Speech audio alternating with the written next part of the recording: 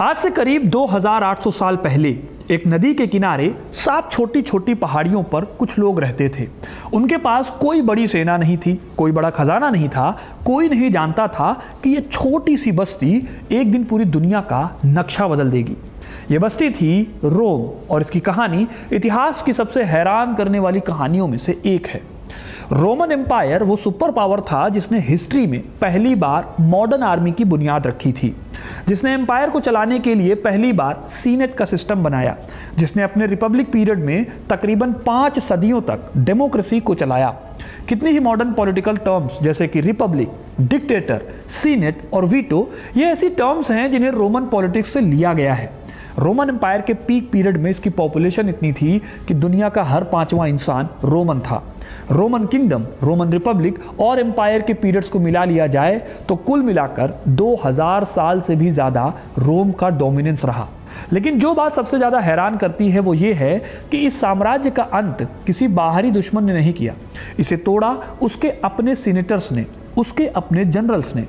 आप हैरान रह जाएंगे सुनकर कि दुनिया की सबसे ताकतवर रोमन सेना ने एक दिन अपने ही शहर पर हमला किया था। सीनेट के सदस्यों ने अपने ही साथियों को कुर्सियों के टूटे हुए पैरों से पीट पीट कर मार डाला था और एक अकेले इंसान ने एक छोटी सी नदी पार करके 500 साल पुराने संविधान को हमेशा के लिए दफना दिया था। आज हम बात करेंगे रोमन एम्पायर की, जिसकी कहानी हर एंगल से एक नई बात कहती है। हम रोम के पूरे इतिहास को जानेंगे और समझने की कोशिश करेंगे कि एक सभ्यता जो ऊंचाइयों तक पहुंची वो आखिर कैसे अपने ही फैसलों के बोझ तले दब गई। इस पूरी कहानी को जानने के लिए वीडियो को पूरा देखिएगा, क्योंकि अपना इतिहास नहीं जानोगे तो खुद को कैसे पहचानोगे। रोम के इतिहास की बात करें तो जैसा मैंने शुरू में बताया कि इटली की टाइबर नदी के किनारे 7 पहाड़ियों पर यह बस्ती बसी हुई थी। असल में यह बस्ती कब बनी, इसको लेकर इतिहासकारों में आज भी बहस है। रोमन परंपराओं को देखें तो इस शहर की 753 बीसी में रोमुलस नाम के एक शख्स ने नींव रखी थी, लेकिन यह काफी हद तक एक पौराणिक कथा है।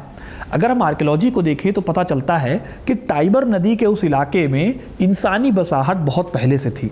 यानी रोम का एस्टेब्लिशमेंट कोई एक रात की घटना नहीं थी, यह सदियों तक चलने वाली एक बहुत ही धीमी प्रक्रिया थी। रोम की शुरुआत में राजाओं का राज होता था। 7 राजाओं ने यहाँ करीब 250 सालों तक रूल किया। लेकिन रोम का आखिरी राजा टारक्विनिस सुपरबस इतना अहंकारी और क्रूर था कि रोम की जनता बगावत पर उतर आई। इस घटना के बाद 509 ईसा पूर्व में जनता ने तानाशाह राजाओं को उखाड़ फेंका और एक रिपब्लिक की नींव रखी। साल 509 ईसा पूर्व से 27 ईसा पूर्व तक, यानी करीब 480 सालों तक रोम एक रिपब्लिक था। या यूं कहें कि रोमन रिपब्लिक का अंत सीजर की मौत के बाद हुआ और साम्राज्य की शुरुआत 27 बीसी में ऑगस्टस के साथ हुई। इंटरेस्टिंग बात यह है कि रोम में रिपब्लिक सिर्फ एक पॉलिटिकल सिस्टम तक लिमिटेड नहीं था, यह एक आइडिया के लेवल पर भी काम कर रहा था। रोम के सिस्टम की सबसे बड़ी खूबी यह थी कि हर साल 2 काउंसिल्स चुने जाते थे जो सरकार चलाते थे। इन दोनों का टेन्योर या कार्यकाल सिर्फ 1 साल का होता था। दोनों के पास एक दूसरे के किसी भी फैसले को वीटो करने का हक होता था, यानी कि वो चाहे तो दूसरे के फैसले को मना कर सकते थे। ये डिज़ाइन एक दूसरे की ताकत पर कंट्रोल करने का तरीका था ताकि कोई एक इंसान बहुत ज़्यादा ताकतवर ना होने पाए। इसे ही आज की डेट में हम चेक एंड बैलेंसेस के रूप में जानते हैं। इन दोनों कॉन्सुल्स के ऊपर आती थी सीनेट। आज आपको यूरोप के कई देशों में सीनेट देखने को मिलेगी। इसकी इंस्पिरेशन रोमन रिपब्लिक से ही मिली हुई है। रोम में करीब 300 सीनेटर्स की सीनेट थी। ये पॉलिसीज तय करती थी, जंग को डिक्लेयर करती थी और खजाने की देखरेख करती थी। और इसी सीनेट के नीचे आती थी ट्राइबल असेंबली। इस असेंबली में एक हद तक आम नागरिकों की आवाज़ रखी जाती थी। लेकिन यहाँ पर हमें एक और बात समझने की ज़रूरत है दोस्तों, कि रोम कभी भी पूरी तरह से एक रिपब्लिक नहीं था। रोनाल्ड साइन अपनी किताब द रोमन रेवोल्यूशन में कहते हैं कि रोमन रिपब्लिक असल में एक ओलिगार्की था, यानी चंद अमीर और ताकतवर परिवारों का राज जो लोकतंत्र की भाषा बोलता था। सीनेट में बैठने वाले ज़्यादातर लोग पैट्रिशियन थे, यानी पुराने धनी और कुलीन परिवारों के लोग। आम प्लेबियंस की कुछ आवाज़ थी ज़रूर, लेकिन असली ताकत हमेशा ऊपर ही रही। फिर भी इस सिस्टम में एक खूबी थी जो इसे बाकी दुनिया से अलग बनाती थी। ये सिस्टम खुद को बदल सकता था। प्लेबियंस के हितों की रक्षा के लिए ट्रिब्यून्स ऑफ द प्लेब्स जैसे पद बनाए गए थे। धीरे धीरे आम नागरिकों को भी सीनेट के कुछ पदों तक पहुंचने का हक मिला। इस तरह की फ्लेक्सिबिलिटी उस दौर में थी जब दुनिया में कॉन्सेप्ट चलता था कि राजा का बेटा ही राजा बनेगा। इसी सिस्टम ने वो रास्ता भी तैयार किया फिर, जिसने रोम को एक शहर से धीरे धीरे पूरी दुनिया की ताकत बना दिया। हालांकि ये आसान काम नहीं था। इस काम के लिए सबसे ज़रूरी था कि अपने सबसे बड़े दुश्मनों को ठिकाने लगाया जाए। शुरुआती रोम का सबसे बड़ा दुश्मन था कार्थेज। ये उत्तरी अफ्रीका का एक बहुत ही ताकतवर ट्रेडिंग एम्पायर था। रोम और कार्थेज के बीच 3 बड़ी लड़ाइयाँ हुई, जिन्हें इतिहास में प्यूनिक वॉर के नाम से जाना जाता है। इन युद्धों में जीत ने रोम को एक रीजनल ताकत से हटाकर मेडिटेरेनियन सी का बेताज बादशाह बना दिया। हालांकि इस दौरान कार्थेज के जनरल हैनिबल ने आल्प्स पहाड़ों को पार किया और रोम को कड़ी टक्कर दी। इसके साथ ही कई बड़ी जंगों में रोमन सेना को अच्छा खासा नुकसान भी पहुंचाया। लेकिन आखिरकार रोम की पीछे न हटने की पॉलिसी के सामने कार्थेज को हार माननी पड़ी। 146 ईसा पूर्व में हुई आखिरी प्यूनिक लड़ाई के बाद कार्थेज की तबाही हुई और उसे पूरी तरह से दुनिया के नक्शे से मिटा दिया गया। इस जीत के बाद रोम अब मेडिटेरेनियन का बादशाह हो गया था। उसे रोकने वाला कोई नहीं बचा। रोम अब मेडिटेरेनियन को मेयर नोस्ट्रम कहता था, यानी कि हमारा समुद्र। स्पेन से सीरिया तक, ब्रिटेन के कुछ हिस्सों से नॉर्थ अफ्रीका तक रोम का झंडा हर तरफ फैल गया। लेकिन इन जीतों के साथ कुछ और भी आया। इन जंगों ने रोम को बेतहाशा दौलत दी।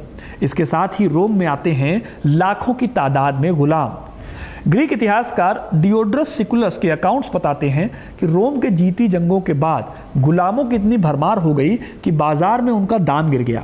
अमीर सेनेटर्स और जमींदारों ने इन सस्ते गुलामों का इस्तेमाल करके बड़े बड़े खेत बना लिए। इन खेतों को लैटिफंडिया कहा जाता था। ये खेत इतने बड़े और इतने एफिशिएंटली चलाए जाते थे कि छोटे किसानों का इनसे मुकाबला करना इम्पॉसिबल हो गया। सबसे बड़ी बात यह है दोस्तों कि ये छोटे किसान भी आम लोग नहीं थे।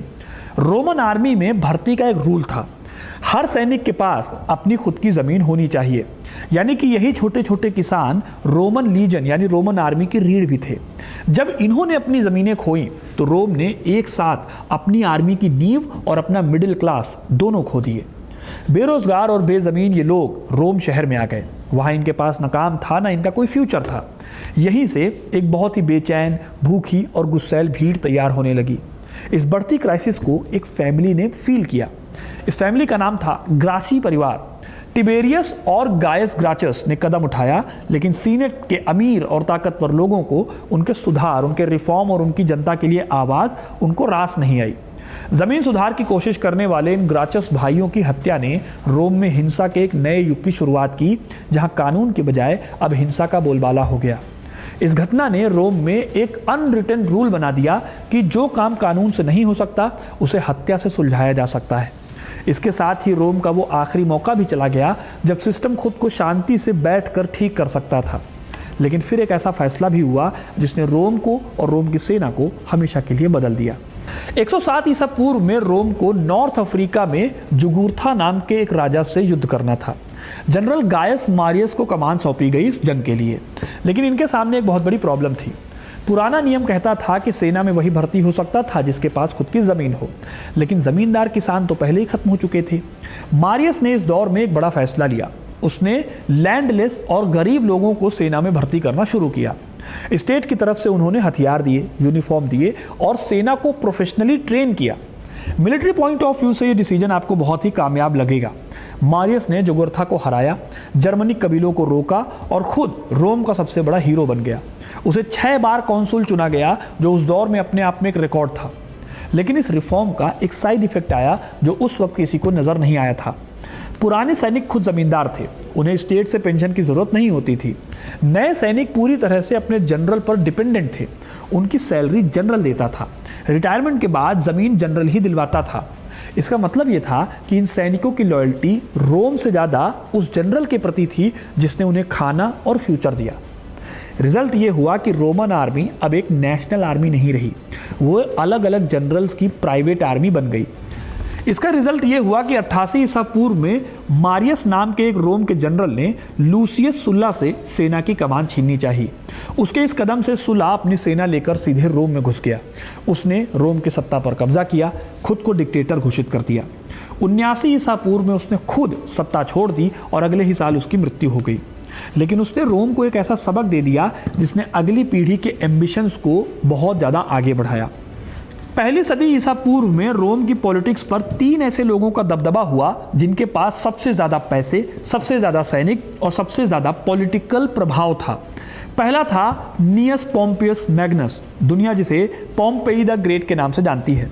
इन्होंने ईस्टर्न रोम में मिथ्रिडेट्स को हराया था। रोम को इन्होंने पायरेट्स के आतंक से भी मुक्त किया। वो उस वक्त रोम के सबसे पॉपुलर जनरल थे। दूसरे थे मार्कस लिसिनियस क्रैसस, जो रोम का सबसे अमीर आदमी था। इन्होंने 71 बीसी में स्पार्टकस की गुलामों की बगावत को कुचला था। और तीसरे थे गायस जूलियस सीजर, एक उभरता हुआ पॉलिटिशियन जो पॉपुलर्स फैक्शन से था और आम लोगों का सपोर्ट हासिल करने की पॉलिटिक्स करता था। 60 ईसा पूर्व में इन तीनों ने एक आपसी समझ बनाई जिसे इतिहास फर्स्ट ट्राइमुरेट कहता है। ये 3 ताकतवर लोगों की एक इनफॉर्मल डील थी कि हम मिलकर रोम की पॉलिटिक्स को कंट्रोल करेंगे। सीजर को गॉल में मिलिट्री कैंपेन के लिए रिसोर्सेज चाहिए थे। पोम्पेई को वेटरन्स के लिए ज़मीन चाहिए थी जो सीनेट देने से मना कर रही थी। और क्रैसस को अपने बिजनेस कॉन्ट्रैक्ट्स के लिए सरकारी सपोर्ट चाहिए था। इस अंडरस्टैंडिंग ने कुछ सालों तक काम किया।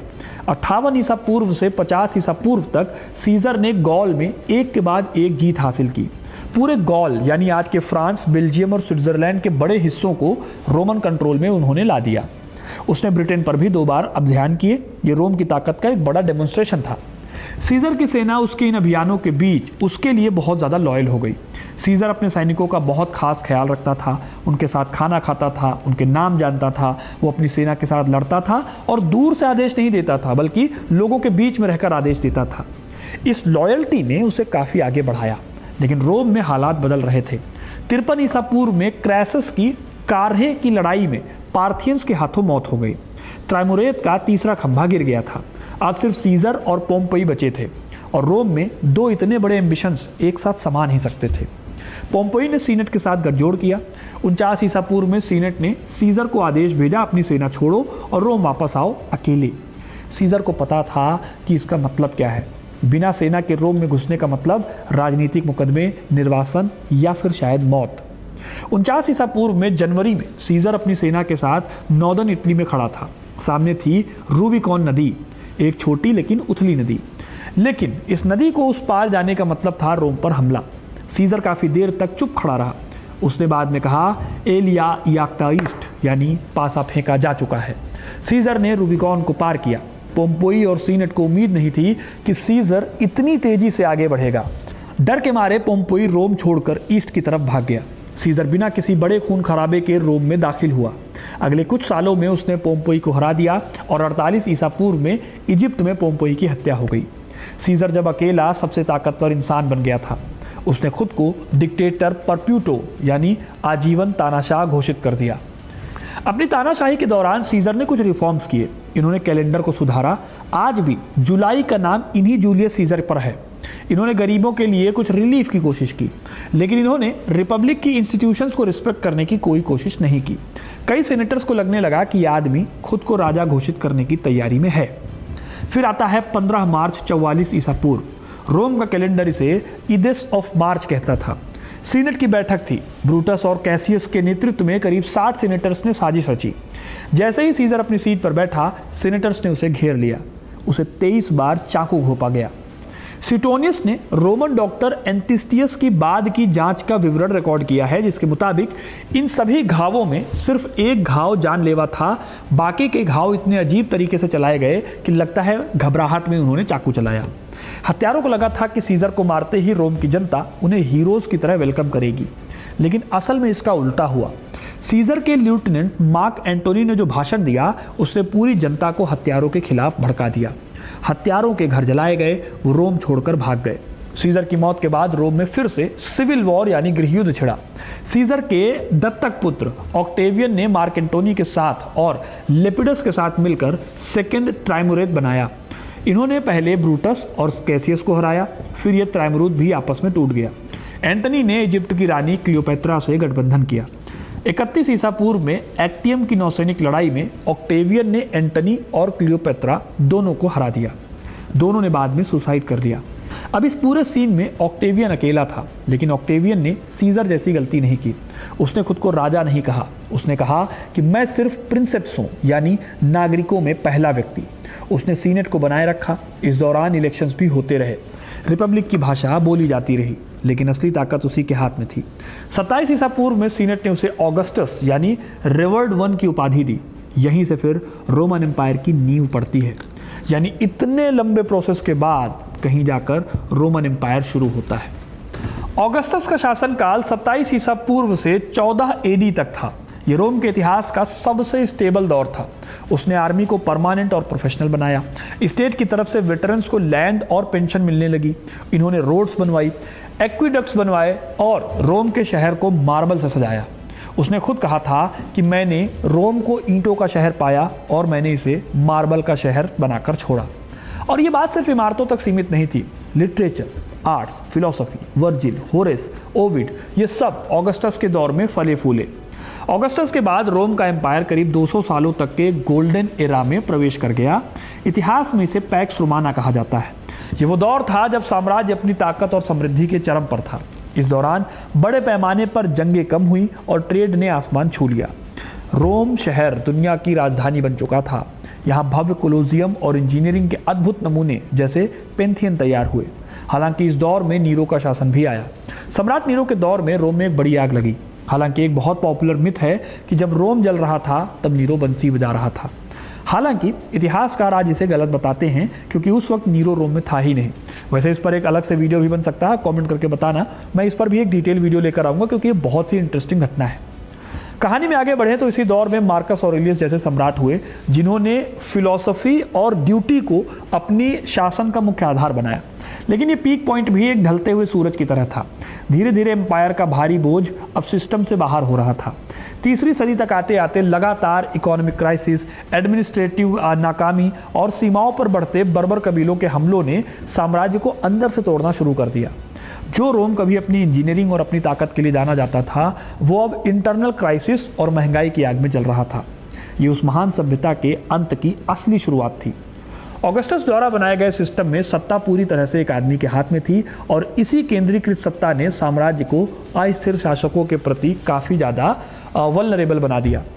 साल 69 एडी इस बात को प्रूफ करता है, क्योंकि इस एक साल में रोमन इतिहास में पहली बार 4 अलग अलग एम्परर बने सिर्फ एक साल के अंदर। अब सवाल है कि इन सब के बावजूद रोमन एम्पायर जब अपनी पीक पर था तो वो कैसा दिखता था। रोम शहर की आबादी करीब करीब 10 लाख के आसपास थी। एक ज़माने में जब दुनिया के ज़्यादातर शहरों की आबादी कुछ हज़ार भी नहीं थी, तब रोम लाखों की संख्या में अपने यहाँ पर लोगों को रख रहा था। शहर में 11 बड़े एक्वेडक्ट्स थे जो पहाड़ों से साफ पानी लाते थे। पब्लिक बाथ थे जहाँ पर हज़ारों लोग एक साथ नहा सकते थे। सड़कें थी लगभग 80,000 किलोमीटर की पेव्ड रोड्स जो एम्पायर के हर कोने को रोम से जोड़ती थी। इसी वजह से कहावत चली, ऑल रोड्स लीड टू रोम। और ये सिर्फ एक कहावत नहीं, ये लिटरली एक सच था। रोमन इंजीनियरिंग आज भी सरप्राइज करती है। पैंथियन जो 125 एडी में बना डोम था, वो आज भी दुनिया का सबसे बड़ा अनरीइंफोर्स्ड कंक्रीट डोम है। कोलोजियम में 50,000 से 80,000 लोग एक साथ बैठ सकते थे और इसमें एक ऐसा सिस्टम था जिससे पूरा कोलोजियम 10 से 15 मिनट में भर सकता था और खाली भी हो सकता था। और रोमन लॉ, ये शायद रोम की सबसे बड़ी विरासत है। इनोसेंट अंटिल प्रूवन गिल्टी, यानी जब तक कोई गुनहगार साबित ना हो तब तक इंसान बेगुनाह है। ये कॉन्सेप्ट रोमन लॉ से आया। दोनों पक्षों को अपनी बात कहने का हक, एक जज का होना जो ये सुने, और ये सब बातें रोमन लीगल ट्रेडिशन की देन है। लेकिन इस पीक के बाद जो हुआ दोस्तों, उसने धीमे धीमे रोम को खत्म किया। मार्कस ऑरेलियस ने अपने एक सगे बेटे कॉमोडस को एम्परर बनाया। ये डिसीजन 5 गुड एम्परर्स की ट्रेडिशन के विरुद्ध था। रिजल्ट ये हुआ कि कॉमोडस रोम के इतिहास के सबसे बदनाम शासकों में से एक निकला। साल 180 ईस्वी से 284 ईस्वी तक का दौर crisis of the 3rd century कहलाता है। इन करीब 50 सालों में रोमन सेना ने 20 से ज़्यादा अलग अलग एम्परर्स की घोषणा की। इनमें से ज़्यादातर की मौत हिंसा से हुई। इस अनस्टेबिलिटी के साथ प्लेग ने पूरे एम्पायर को झकझोर दिया। रिजल्ट ये हुआ कि ट्रेड ठप हो गया। सिक्कों में चांदी की मात्रा घटाई गई, जिससे महंगाई बढ़ गई और बॉर्डर्स पर जर्मनिक कबीले यानी गॉथ, वेंडाल्स और फ्रैंक्स लगातार हमले करते रहे। हालांकि इस बीच में डायक्लेशियन ने 284 से 305 ईस्वी के बीच इस क्राइसिस को कुछ हद तक थामा। उसने एम्पायर को एडमिनिस्ट्रेटिवली 2 हिस्सों में डिवाइड किया, एक ईस्ट और दूसरा वेस्ट। यह एक प्रैक्टिकल डिसीजन था, क्योंकि एक अकेले इंसान के लिए इतने बड़े एम्पायर को मैनेज करना लगभग इम्पॉसिबल हो गया था। फिर कॉन्स्टेंटाइन ने 313 एडी में क्रिश्चियनिटी को लीगल स्टेटस दे दिया और 330 एडी में एम्पायर की राजधानी कॉन्स्टेंटिनोपल यानी आज के इस्तांबुल में शिफ्ट की। 5वीं सदी एडी में वेस्टर्न रोमन एम्पायर के लिए बड़ी तेजी से हालात बिगड़े। जर्मनिक कबीले जिन्हें रोम बारबेरियंस कहता था, वो अब सिर्फ बॉर्डर पर नहीं थे, वो रोमन आर्मी में भी थे। कुछ तो रोमन जनरल बन चुके थे। 410 एडी में विसिगोथ्स के राजा एलैरिक ने रोम शहर को लूटा। ये रोम का पहला सैक था 800 सालों में। 455 एडी में वेंडाल्स ने दोबारा लूटा और 476 एडी में जर्मनिक चीफ ओडेसर ने रोम के आखिरी वेस्टर्न एम्परर रोमुलस ऑगस्टुलस को, जो कि एक किशोर था, उसे गद्दी से हटाया। लेकिन यहाँ पर दोस्तों एक ज़रूरी बात यह है कि 476 एडी कोई बहुत बड़ा क्रैश नहीं था। ये एक बहुत ही स्लो और बहुत ही डेकेड से चलती आ रही लंबे प्रोसेस का आखिरी पड़ाव था। ईस्टर्न रोमन एम्पायर, जिसे बाइजेंटाइन एम्पायर कहते हैं, वो 476 के बाद भी करीब 1000 सालों तक चला। 1453 एडी में ऑटोमन टर्क्स के हाथों कॉन्स्टेंटिनोपल की पतन पर जाकर ये एम्पायर खत्म हुआ। पीटर हेदर अपनी किताब the fall of the Roman Empire में कहते हैं कि जर्मनिक इन्वेजन से एक बड़ी वजह थी। ब्रायन वॉर्ड पर्किंस अपनी किताब the fall of Rome and the end of civilisation में दिखाते हैं कि यह पतन रियल था, लिटरेसी गिरी, ट्रेड ठप हुआ, जनसंख्या घटी। वहीं पीटर ब्राउन जैसे हिस्टोरियंस का कहना है कि एक ट्रांसफॉर्मेशन था, कैटास्ट्रॉफी नहीं था। रोमन कल्चर और लैंग्वेज अलग अलग रूपों में सर्वाइव और इवॉल्व होती रही। अब तीनों नज़रिए अलग अलग हैं, तीनों में कुछ सच है और तीनों मिलकर ही रोम की पूरी तस्वीर बनाते हैं। दोस्तों, रोम के इतने बड़े इतिहास ने दुनिया को जो दिया वो आज भी हमारे साथ है। यूरोप के कई मॉडर्न संसद में सीनेट की झलक है। हर जस्टिस सिस्टम में रोमन लॉ की नींव है। रोमांस लैंग्वेज जैसे कि फ्रेंच, स्पेनिश, इटालियन, पुर्तगीज़ और रोमेनियन, ये सब लैटिन से निकली जो रोमन एम्पायर की लैंग्वेज थी। हर वो सड़क जो रोम ने बनाई उसमें से कुछ के ऊपर आज भी गाड़ियाँ चलती हैं। कहने का मतलब ये है कि रोम रातों रात नहीं गिरा। एक ऐसे रिपब्लिक की कहानी है जो पहले एक छोटे शहर से उठा, फिर पूरी दुनिया पर छा गया और फिर उन्हीं ताकतों के हाथों कमज़ोर हुआ जो उसकी अपनी देन थी। एक ऐसी आर्मी जो जनरलों की हो गई, एक ऐसा सिस्टम जिसने अपने सुधारकों को ही मार डाला, और एक ऐसा एम्पायर जो इतना बड़ा हो गया कि अपना बोझ खुद नहीं उठा सका। बड़ी सभ्यताएं एक झटके से नहीं टूटती हैं, वो धीरे धीरे चुपके से अंदर अंदर खोखली होती हैं, और वो सिस्टम खोखले होते हैं जो उनको पतन की कगार पर ले जाते हैं। दोस्तों, रोम की गूंज आज भी सुनाई देती है। इसका इतिहास बहुत ही रेलेवेंट है आज तक, इसलिए इसे जानना ज़रूरी है और इसीलिए हमने ये वीडियो बनाया। बाकी आपको ये वीडियो कैसा लगा कमेंट करके ज़रूर बताइए। वीडियो को लाइक और शेयर करना ना भूलें और इस इंटरेस्टिंग कहानियों के लिए, इतिहास से जुड़े रहने के लिए हिस्ट्री कनेक्ट को सब्सक्राइब ज़रूर करें। बहुत बहुत धन्यवाद।